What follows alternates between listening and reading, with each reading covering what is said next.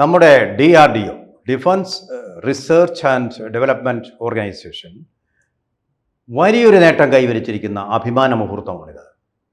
അതായത് ഇറാനിലെ പർവ്വത മുകളിലെ ആണവ റിയാക്ടറുകൾക്ക് മുകളിൽ ബങ്കർ ബസ്റ്റർ ബോംബുകൾ പതിപ്പിച്ചുകൊണ്ട് ഇറാൻ്റെ ആണവശേഷി മുഴുവൻ ഞങ്ങൾ തകർത്തിരിക്കുന്നു, കണ്ടോ എന്ന് പറഞ്ഞിട്ട് ചന്ദ്രനിൽ ആംസ്ട്രോങ് ഒക്കെ പോയപ്പോൾ അമേരിക്കയുടെ പതാക നാട്ടിയതുപോലെ, അതുപോലെ തന്നെ ഹിമാലയത്തിലെ എവറസ്റ്റ് കൊടുമുടി കീഴടക്കിയപ്പോൾ ടെൻസിങ്ങും ഹിലാരിയും പറഞ്ഞതുപോലെ അവർ ലോകത്തെ കീഴടക്കി എന്ന് ഒരുപക്ഷെ അഹങ്കരിച്ചു.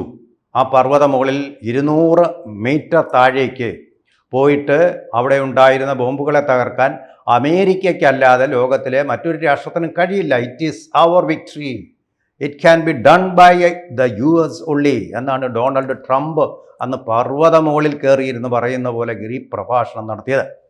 പക്ഷേ ഇന്ത്യ അതിന് മറുപടി കൊടുത്തിരിക്കുന്നു. യാതൊരു വിധമായിട്ടുള്ള വീരവാദവുമില്ലാതെ തന്നെ ഇന്ത്യ അത് സാധിച്ചിരിക്കുന്നു. അതായത് നമ്മുടെ അഭിമാനമായ DRDO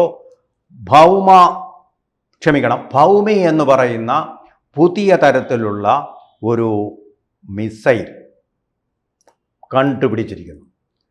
പുതിയ തരത്തിലുള്ള, ലോകത്തിൽ മറ്റൊരു രാജ്യത്തിനുമില്ലാത്ത, സമാനതകളില്ലാത്ത, സാമ്യമകുന്ന ഒരു മിസൈൽ ഇപ്പോൾ അവർ കണ്ടെത്തിയിരിക്കുന്നു, സ്ഥാപിച്ചു കഴിഞ്ഞിരിക്കുന്നു.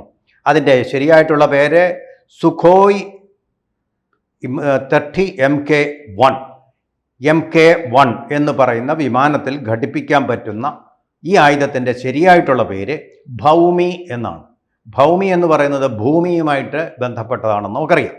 ഈ യുദ്ധവിമാനവുമായിട്ട് ഘടിപ്പിച്ചു കഴിഞ്ഞാൽ ഇതിനെ ഭൂമിക്കടിയിലുള്ള ബങ്കറുകളെ മുഴുവൻ നശിപ്പിക്കാൻ പറ്റും.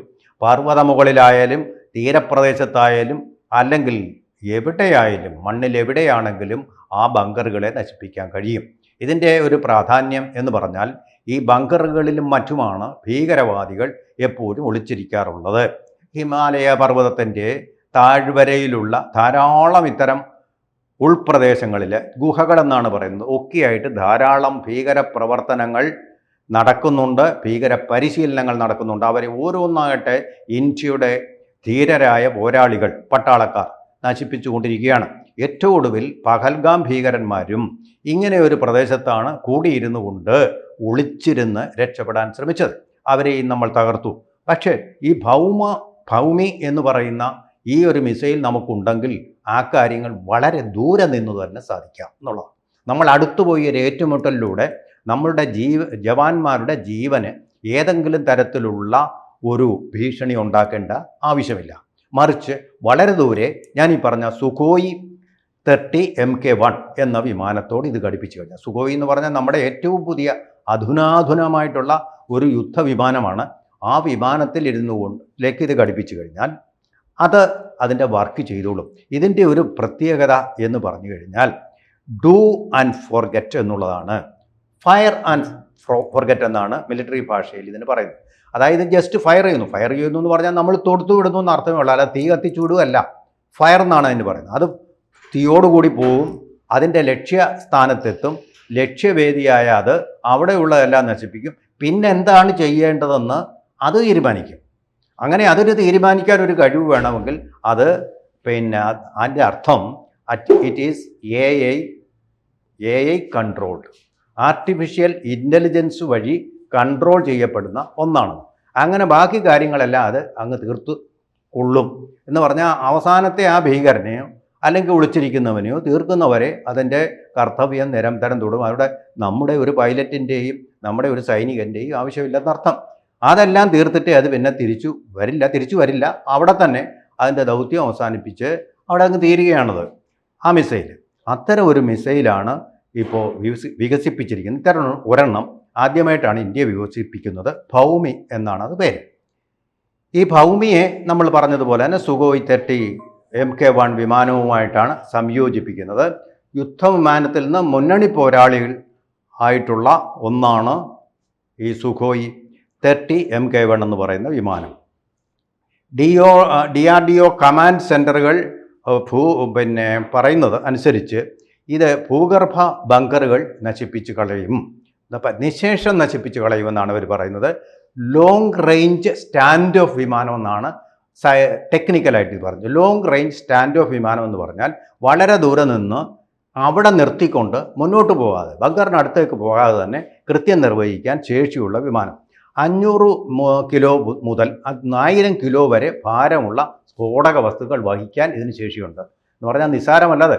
1000 കിലോ വരെ സ്ഫോടക ശേഷിയുള്ള കാര്യങ്ങൾ എന്ന് പറഞ്ഞാൽ അത്രയും ബങ്കറിന് അത്രയും അധികം സ്ഥലങ്ങൾ നശിപ്പിക്കാനുണ്ട് ആ ബങ്കറിനുള്ളിൽ.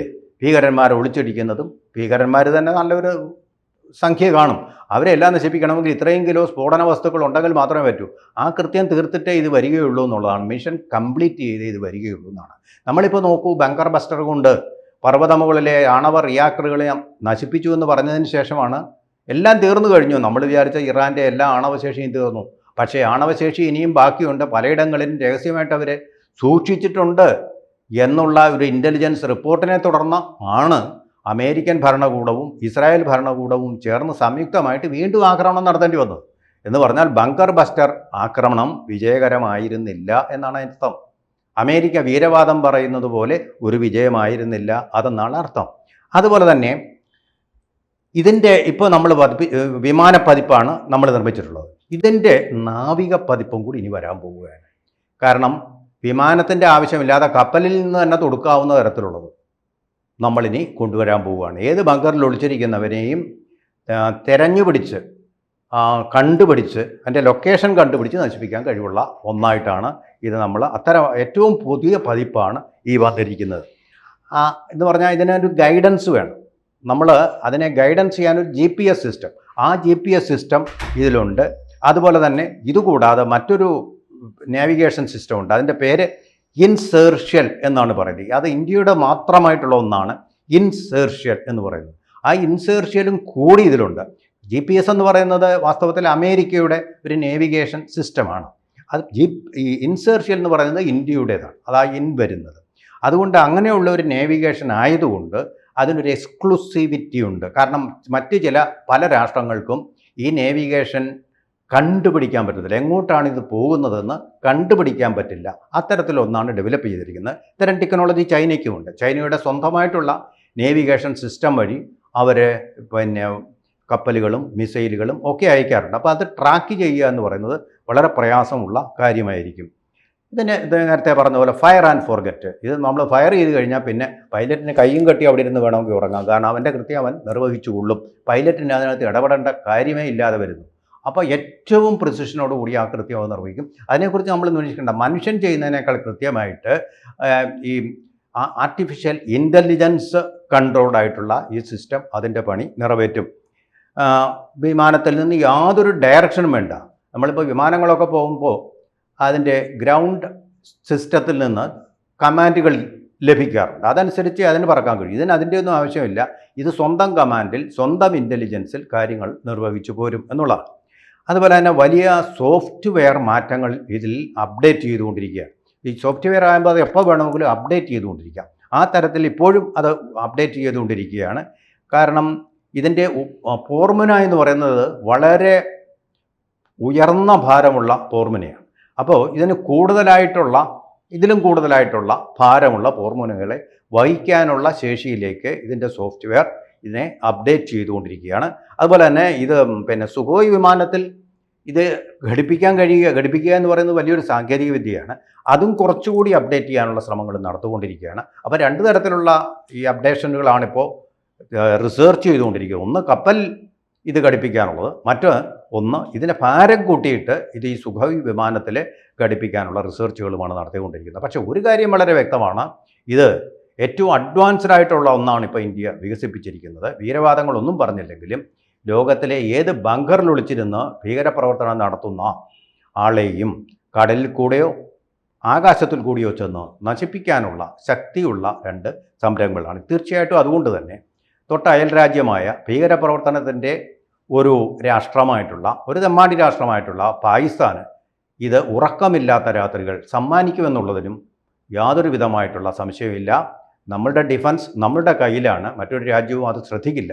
എന്നതുകൊണ്ട് തന്നെ we have to protect our self എന്നുള്ള ഒരു നമ്മുടെ ഇന്ത്യയുടെ ദേശീയ ആവശ്യത്തിൻ്റെ ഒരു പരിണതി കൂടിയാണ് DRDO വികസിപ്പിച്ച ഈ ഭൗമി.